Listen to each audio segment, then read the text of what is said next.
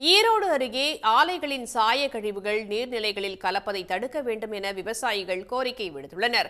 ஈரோடு மற்றும் புறநகர் பகுதிகளில் ஏராளமான சாய சலவை பட்டறைகள், தோல் ஆலைகள் செயல்பட்டு வருகின்றன.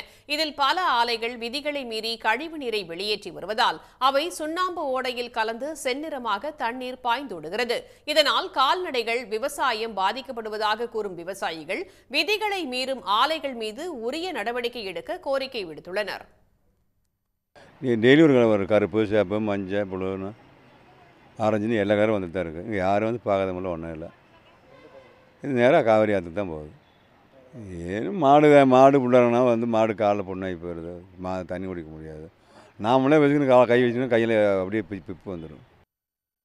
இரவில் ரசாயன நெடி பரவுவதால் ஓடையை சுற்றி வசிக்கும் மக்கள் அவதிக்குள்ளாவதாகவும் குற்றம் சாட்டுகின்றனர். சுற்றுச்சூழல், விவசாயத்தை காக்க அதிகாரிகள் துரிதமாக செயல்பட்டு கழிவுநீர் வெளியேற்றுவதை தடுக்க கோரிக்கை விடுத்துள்ளனர். உடனுக்குடன் செய்திகளை தெரிந்து கொள்ள சன் நியூஸ் பெல் ஐகானை கிளிக் பண்ணுங்க.